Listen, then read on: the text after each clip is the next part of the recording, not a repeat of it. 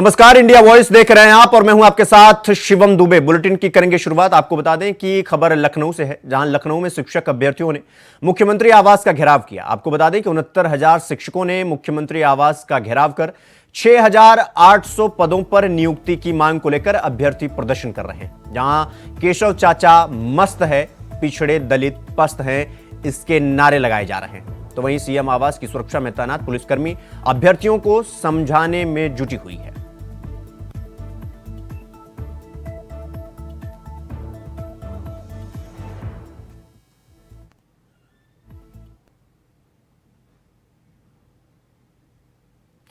कांग्रेस प्रदेश अध्यक्ष अजय राय से India voice ने खास बातचीत की है, सुनिए। संयुक्त प्रेस कॉन्फ्रेंस में आपने और सपा के प्रदेश अध्यक्ष ने हाथ मिला दिया। अखिलेश और राहुल जी कब हाथ मिलाएंगे? वो आज हम लोग इनविटेशन उनको देने जा रहे हैं शाम को, और संभवतः वो आज हम उनको इनवाइट करेंगे आगरा के लिए, और उनसे आग्रह करेंगे कि वो उसमें शामिल हों और पूरे देश को इंडिया गठबंधन की मजबूती का वहाँ से संदेश दें। क्या सर, जो गठबंधन का ऐलान हुआ उसकी टाइमिंग गलत थी? अगर वही एक दिन पहले जब यात्रा लखनऊ में थी उस वक्त अखिलेश जी और राहुल जी एक साथ गठबंधन का ऐलान करते तो बड़ा मैसेज जाता। इसमें कहीं ना कहीं रणनीति में चूक होगी? नहीं, कोई चूक नहीं है। हर चीज़ समय के साथ होती है और बहुत अच्छे समय पे हुई है और मजबूती के साथ हुई है। निश्चित तौर से गठबंधन का पूरा फायदा पूरा प्रदेश और देश के अंदर जाएगा। 20 से ज़्यादा सीटों की आपकी मांग थी और 17 सीटें मिली हैं, कितना जो मिली है उस पर हम लोग काम कर रहे हैं पूरी ताकत के साथ, और जीत के हम लोग देंगे। सोनिया जी रायबरेली, वहाँ से राज्यसभा जा रही हैं, ऐसे में रायबरेली सीट खाली है। रायबरेली और अमेठी में कौन कौन लड़ेगा? अब वो कांग्रेस परिवार की सीट थी, गांधी परिवार की सीट थी, उनके साथ गांधी परिवार प्रियंका जी का चुनाव लड़ना निश्चित तौर से मैंने कहा ना, गांधी परिवार और कांग्रेस परिवार की सीट। अब रणनीति तय हो गई है, ऐसे में जो छोटे छोटे दल जा रहे थे और या फिर जैसे जनसत्ता दल की बात हो रही है अभी कि आपके गठबंधन से वो में आ सकते हैं, राजा भैया फिर से एक बार सपा के साथ जा सकते हैं। आपको क्या लगता है, राजा भैया के आने से आपकी पार्टी और आपका जो गठबंधन है कितना मजबूत? अब वो निश्चित तौर से जो अपनी सोच अपनी विचार के साथ रखते हैं, इस लोकतंत्र को बचाने के लिए साथ हैं, वो सबका स्वागत है, अभिनंदन है। तो आपने सुना कि प्रदेश अध्यक्ष अजय राय का साफ कहना है कि आज शाम को वह अखिलेश यादव को निमंत्रण देंगे और उन्हें एकदम से उम्मीद है कि अखिलेश यादव 25 तारीख को आगरा में न्याय यात्रा में शामिल होंगे और राहुल गांधी के साथ संदेश देंगे लोकतंत्र को बचाने का। कैमरामैन रमाशंकर यादव के साथ रमन मिश्रा, इंडिया वॉइस, लखनऊ। तो वहीं प्रधानमंत्री नरेंद्र मोदी आज गुजरात में मौजूद हैं। प्रधानमंत्री मोदी ने यहां राज्य के विभिन्न हिस्सों से आए कई किसानों की मौजूदगी में गुजरात सहकारी दुग्ध विपणन महासंघ के स्वर्ण जयंती समारोह में भाग लिया। इस दौरान उनके साथ गुजरात के मुख्यमंत्री भूपेंद्र पटेल भी मौजूद रहे। प्रधानमंत्री मोदी ने अहमदाबाद के नरेंद्र मोदी स्टेडियम में लोगों का अभिवादन भी किया। भाई और बहनों, गांधी जी कहते थे कि भारत की आत्मा गांवों में बसती। विकसित भारत के निर्माण के लिए भारत की ग्रामीण अर्थव्यवस्था का सशक्त होना जरूरी है। पहले केंद्र में जो सरकारें रही वो ग्रामीण अर्थव्यवस्था की जरूरतों को टुकड़ों में देखती थी। हम गांव के हर पहलू को प्राथमिकता देते हुए काम को आगे बढ़ा रहे हैं। हमारा फोकस है छोटे किसान का जीवन कैसे बेहतर हो। हमारा फोकस है पशुपालन का दायरा कैसे बढ़े। हमारा फोकस है पशुओं का स्वास्थ्य कैसे बेहतर हो। हमारा फोकस है गांव में पशुपालन के साथ ही मछली पालन और मधुमक्खी पालन को कैसे प्रोत्साहित किया जाए। इसी सोच के साथ हमने पहली बार पशुपालकों और मछली पालकों को भी किसान क्रेडिट कार्ड की सुविधा दी है। हमने किसानों को ऐसे आधुनिक बीज दिए हैं जो जलवायु परिवर्तन का मुकाबला कर सके। भाजपा सरकार राष्ट्रीय गोकुल मिशन जैसे अभियानों के माध्यम से दुधारू पशुओं की नस्ल सुधारने का भी काम कर रही है। लंबे समय तक फुट एंड माउथ डिसीज, मुंह पका और खर पका हमारे पशुओं के लिए बहुत बड़े संकट का कारण रही। इसी बीमारी के कारण हर साल हजारों करोड़ रुपए का नुकसान आप सभी पशुपालकों को होता है। इसकी रोकथाम के लिए केंद्र सरकार ने पूरे देश में एक मुफ्त टीकाकरण अभियान चलाया। इस अभियान पर 15,000 करोड़ रुपए से ज्यादा खर्च किए जा रहे हैं। इसके तहत 60 करोड़ टीके लगाए जा चुके हैं। हम 2030 तक फूट एंड माउथ डिसीज को जड़ से खत्म करने के लिए काम कर रहे हैं। साथियों, पशुधन की समृद्धि के लिए कल हमारी कैबिनेट की मीटिंग थी। कल जरा कैबिनेट मीटिंग हमने देर रात की थी और कल भाजपा सरकार ने कैबिनेट में बड़े महत्वपूर्ण निर्णय लिए।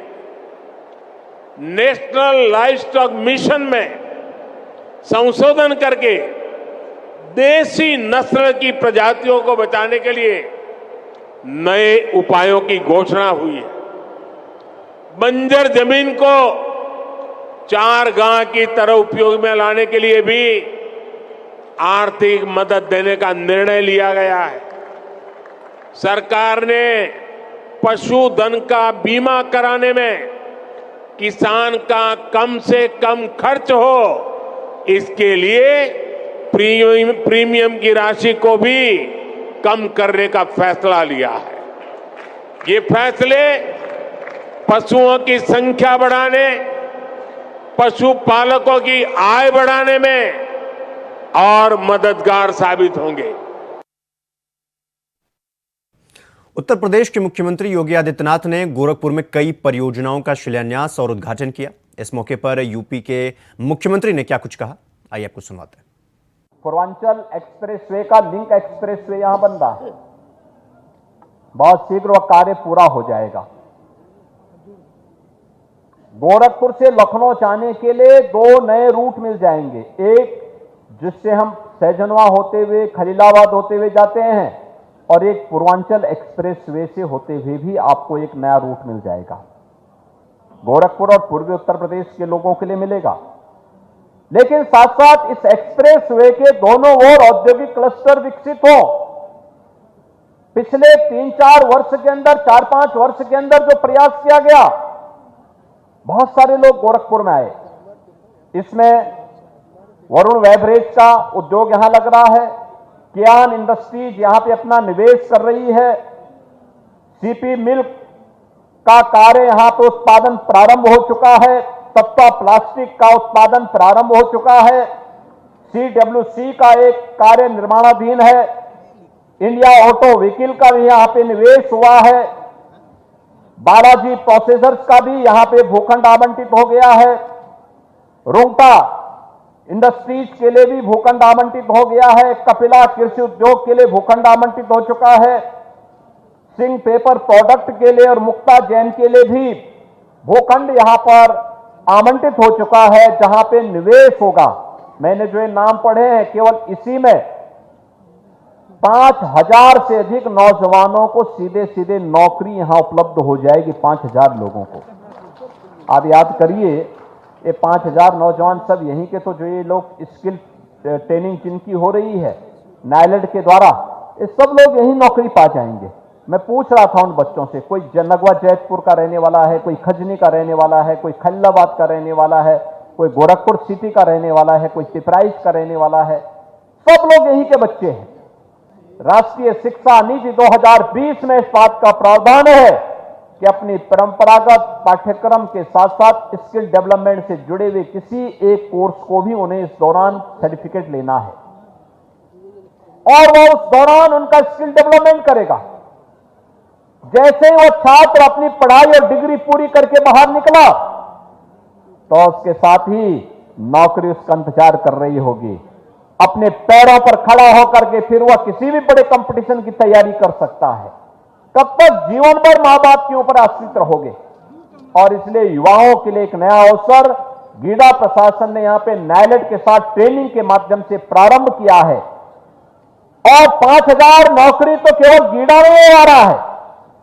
इसके अलावा ढेर सारे अन्य यहां पे उद्योग लगने जा रहे हैं, जिसमें यहां पे गारमेंट पार्क भी 25 एकड़ क्षेत्र में विकसित हो रहा है। काफी बड़े एरिया में 35 एक यहां पर लगभग 88 एकड़ क्षेत्रफल में इसको विकसित किया जा रहा है। फ्लैटेड फैक्ट्री यहां पर गीडा में ही बन रही है और इस पर कार्य तेजी से चल रहा है। इस पर लगभग 34 करोड़ रुपए की लागत से यह कार्य भी यहां पर प्रारंभ हो चुका है। धूलियापार औद्योगिक टाउनशिप के लिए भी जमीन अधिग्रहण की कार्रवाई चल रही है, जिसमें हमारा वहां पे प्रयास है कि एक बड़े क्षेत्रफल को वहां पर हम लोग 5,500 एकड़ के क्षेत्रफल में इस पूरे एक नई टाउनशिप गीडा से लेकर के धूलियापार तक इन सभी कार्यों के लिए हम वहां पे औद्योगिक निवेश के लिए कार्य प्रारंभ कर सकें। खबरों में आगे बढ़ेंगे। आपको बता दें कि एटा में सपा सुप्रीमो अखिलेश यादव एक निजी कार्यक्रम में पहुंचे, जहां अखिलेश यादव ने बीजेपी पर निशाना साधते हुए कहा कि जिस तरह किसानों के ऊपर अत्याचार किए जा रहे हैं और वही किसानों के नेता चौधरी चरण सिंह को भारत रत्न दिया गया। साथ ही उन्होंने पुलिस भर्ती परीक्षा के साथ साथ और दूसरी प्रतियोगी परीक्षाओं को लेकर भी प्रदेश सरकार को घेरा। गठबंधन को लेकर पूछे गए सवालों पर उन्होंने कहा कि इस भारतीय जनता पार्टी की सरकार में किसान, छात्र सहित सभी वर्ग के लोग परेशान हैं। सवाल ये, देश का किसान आंदोलन कर रहा है, नौजवान जहां जाए वहां पर तख्ती लेके खड़ा है कि जो भर्तियां हो रही हैं या पेपर लीक हो रहा है या सरकार समय पर भर्ती नहीं करा पा रही है। मैं आगरा से चला हूं और बरेली में, मुरादाबाद में, जहां भी मुझे नौजवान टकराए उन्होंने कहा कि इस बार की पुलिस भर्ती उसमें पेपर लीक हुआ है, बड़े पैमाने पर पेपर आउट हुआ है और जो परीक्षा जिस मकसद से करानी थी, जिस सिक्योरिटी के साथ होनी चाहिए वो नहीं हुई। नौजवान मांग कर रहे हैं कि जांच के साथ साथ परीक्षा दोबारा हो और जिस तरह से इलाहाबाद में पेपर लीक ARO और उसको लेकर के आंदोलन कर रहे हैं नौजवान, सोचिए जो सरकार दावा कर रही है डबल इंजन की। तो वहीं अगली खबर गाजीपुर से है, जहां पुलिस और हत्या करने वाले आरोपी के बीच मुठभेड़ हो गई। मुठभेड़ में आरोपी गोली लगने से घायल हो गया। पुलिस ने घायल बदमाश को गिरफ्तार कर अस्पताल में भर्ती करा दिया।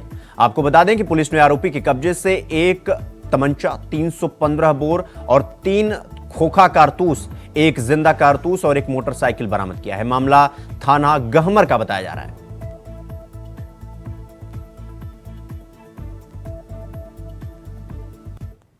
दिनांक 19/2/24 को ग्राम देवल में एक 9 वर्षीय बालक जो कि अपने घर से खेलते हुए गायब हो गया था, बाद में उसकी डेड बॉडी उसके पड़ोस में रहने वाले संजय नट के घर से बक्से में बरामद हुई थी। इस सूचना पर समुचित धाराओं में मुकदमा तरमीम किया गया था तथा संजय नट की लगातार तलाश की जा रही थी। आज देर रात चौकी प्रभारी देवल को यह सूचना मिली कि संजय नट देवल की तरफ से होते हुए बधारा की ओर भागने की फिराक में जा रहा है। मुखबिर की सूचना पर चौकी प्रभारी देवल द्वारा थाना प्रभारी गहमर को सूचना देते हुए इस व्यक्ति की जाने वाले रास्ते पर छुप करके इंतजार किया जा रहा था। तभी उधर से मोटरसाइकिल से एक व्यक्ति आता हुआ दिखाई दिया। इसको रुकने का इशारा किया गया चौकी प्रभारी द्वारा, परंतु वो तेजी से भागा। चौकी प्रभारी देवल ने उसका पीछा किया। दूसरी तरफ से प्रभारी निरीक्षक गहमर की टीम आ रही थी। एक जगह पर वह मोटरसाइकिल रोक करके किनारे पुलिस टीम पर फायर करते हुए भागा। जवाबी कार्रवाई में पुलिस द्वारा भी उस पर आत्मरक्षा में फायर किया गया। झारखंड के पूर्व मुख्यमंत्री हेमंत सोरेन 23 फरवरी से शुरू हो रहे बजट सत्र में शामिल होंगे या नहीं, इसकी अटकलें जारी है। कोर्ट से इसका फैसला आज आने की संभावना भी है। रांची स्थित पीएमएलए कोर्ट ने बुधवार को हेमंत सोरेन की याचिका पर सुनवाई करते हुए फैसला सुरक्षित रख लिया है। आज याचिका पर पीएमएलए कोर्ट का फैसला आना है। हेमंत सोरेन की ओर से महाधिवक्ता ने कोर्ट में बीजेपी विधायक ढुल्लू महतो और झारखंड मुक्ति मोर्चा के विधायक नलिन सोरेन का हवाला देते हुए कोर्ट को बताया कि विधानसभा के बजट सत्र के दौरान वित्तीय बिल पेश होना है। इसलिए हेमंत सोरेन का उपस्थित होना अनिवार्य है। ईडी की ओर से इस मामले में विशेष लोक अभियोजक शिव कुमार उर्फ काका जी ने बहस की।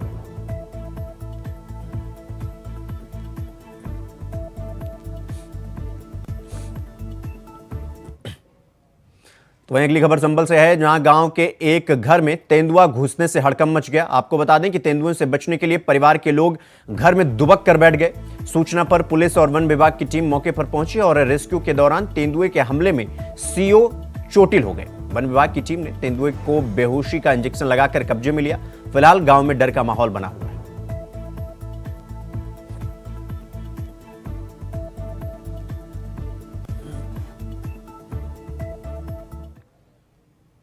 खबर मैनपुरी से है, जहां दो पक्षों में जमकर ईंट पत्थर और लाठी डंडे चले। साथ ही ईंट पत्थर फेंकने के साथ फायरिंग भी की गई, जिसका वीडियो सोशल मीडिया पर वायरल हो रहा है। तभी पीड़िता ने एसपी से न्याय की गुहार लगाई। घटना औक्षा थाना क्षेत्र की बताई जा रही है। जी हां, ये वीडियो वायरल हो रहा है, जहां पर पीड़िता ने एसपी से न्याय की गुहार लगाई है। और पूरा मामला यह था कि दो पक्षों में जमकर मारपीट हुई थी और इसका पूरी घटना का वीडियो वायरल हुआ। ईंट पत्थर से मारामारी की गई। जैसे 20 तारीख को यहाँ से मैनपुरी रहती हूँ, मैनपुरी से गए वो घर पे हम लोगों ने हमला कर दिया। जो घर बाग बजी जगह है ना, वहाँ पे उसे हमला कर दिया। तो उन लोगों ने जैसे राइफल फायर वगैरह कर दिए। तो फिर उन्होंने अपने जैसे ईंट पत्थर करने लगे, उस तरफ से वीडियो भी है मेरे पास। तो पत्थर करके तो उनके पत्थर जानलेवा फिर तन के मुंह में पत्थर लग गया। तो 2-3 दांत टूटे और नीचे वाले थे दांत। तो वहीं ओपी राजभर 5 विधायकों को लेकर सीएम हाउस पहुंचे। आपको बता दें कि ओपी राजभर ने सीएम आवास पर मुख्यमंत्री से मुलाकात की। राज्यसभा चुनाव से पहले सीएम योगी से मुलाकात करने के बाद सीएम आवास पर योगी के साथ बैठक की गई। ओपी राजभर ने इसके बाद बड़ा ऐलान किया, जिसके बाद उन्होंने सोशल मीडिया एक्स पर आगामी चुनाव की रणनीति का खुलासा किया। कहा, बैठक कर सभी विधायकों ने राज्यसभा चुनाव में एकजुट होकर एनडीए प्रत्याशी को जिताने का निर्णय लिया। साथ ही कहा, राज्यसभा चुनाव सुबासपा यानी सोहेलदेव भारतीय समाज पार्टी के विधायक एनडीए के साथ हैं। जी हां, सीएम योगी के साथ तस्वीरें शेयर किया ओपी राजभर ने।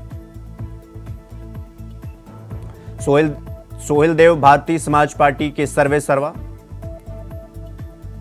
ओपी राजभर सीएम योगी के साथ मिले। उनके साथ मिलने के बाद तस्वीरें सोशल मीडिया पर साझा की और जय श्री राम, विपक्ष की उम्मीदों पर पानी फेरा है। सीएम योगी के साथ तस्वीरें शेयर की है ओपी राजभर ने। जय श्री राम बोलकर विपक्ष की उम्मीदों पर पानी फेरा है। अपने सभी विधायकों के साथ मुख्यमंत्री आवास पर योगी आदित्यनाथ से मिलने पहुंचे। मुजफ्फरनगर में पुलिस को सूचना मिली थी कि संजय नाम का एक व्यक्ति गांव के ही सुनील और उसके भाई के साथ मारपीट कर रहा है। जिसकी सूचना मिलते ही मौके पर पहुंची पुलिस मामले की जांच पड़ताल करते हुए संजय को हिरासत में ले लिया है। जिसके बाद आरोपी संजय को दिल का दौरा पड़ने से रास्ते में ही उसकी मौत हो गई थी। तभी पुलिस ने मृतक के परिजनों को सूचना दी और खबरों में आगे बढ़ेंगे। इसी के साथ आपको बता दें कि मुजफ्फरनगर में पुलिस को यह सूचना मिली थी कि संजय नाम का एक व्यक्ति गांव के ही सुनील और उसके भाई के साथ मारपीट कर रहा है। जिसकी सूचना पुलिस को दी गई और पुलिस मामले की जांच पड़ताल में लगी हुई। जिसके बाद आरोपी संजय को दिल का दौरा पड़ने से रास्ते में ही उसकी मौत हो गई और मृतक का शव पंचनामा करके पोस्टमार्टम के लिए भेज दिया गया और मामले की जांच पड़ताल की जा रही है। और वहीं पर गुस्साए परिजनों को एसपी ने शांत कराया और मामले की बारीकी से जांच पड़ताल की जाएगी, ये आश्वस्त किया।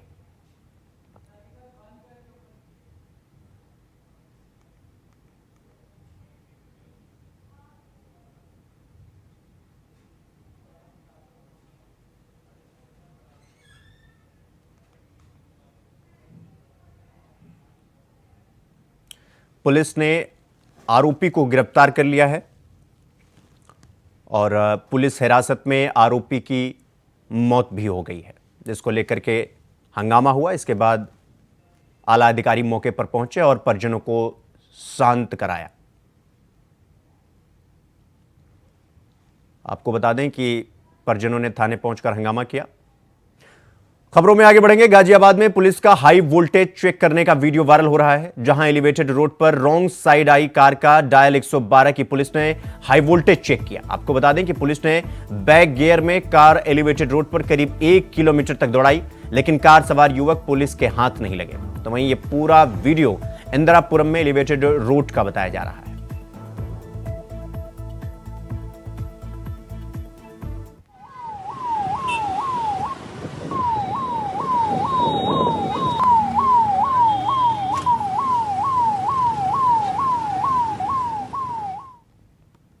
मैनपुरी में यूपी पुलिस परीक्षा को दोबारा कराने के लिए समाजवादी छात्र सभा ने ज्ञापन सौंपा है। आपको बता दें कि युवा सभा के पदाधिकारियों ने परीक्षार्थियों के साथ कलेक्ट्रेट परिसर पहुंचकर राष्ट्रपति के नाम ज्ञापन सौंपा है, जिसमें कहा गया है कि इस सरकार में कोई भी परीक्षा हो, वो परीक्षा पूर्ण रूप से संपन्न नहीं हो पाती है, जिसके चलते सभी कार्यकर्ताओं ने यूपी पुलिस परीक्षा पेपर लीक होने पर परीक्षा को दोबारा कराने की मांग की है और कहा कि अगर सरकार कोई भी भर्ती निष्पक्ष नहीं करा पा रही है तो प्रदेश के तमाम युवा सरकार के विरोध में आंदोलन करेंगे।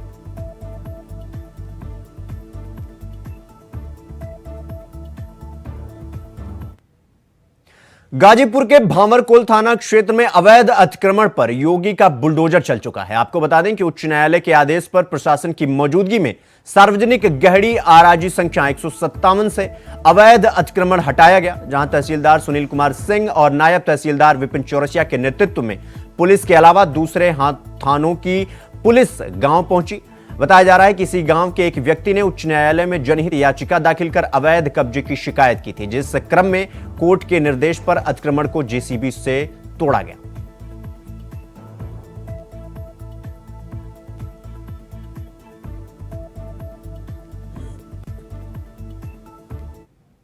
तो वहीं सिद्धार्थनगर में दबंगों की दबंगई का वीडियो सामने आया है, जहां देर रात दबंगों ने बुजुर्ग व्यक्ति की पिटाई कर दी, जिसका वीडियो सीसीटीवी कैमरे में कैद हो गया।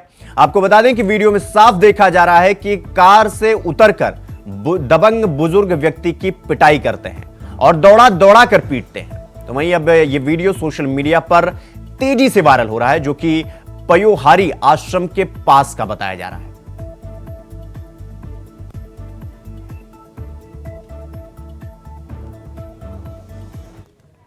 बुलेटिन में फिलहाल अभी के लिए बस इतना ही। देश दुनिया की तमाम खबरों को देखने के लिए देखते रहिए इंडिया वॉइस। नमस्कार।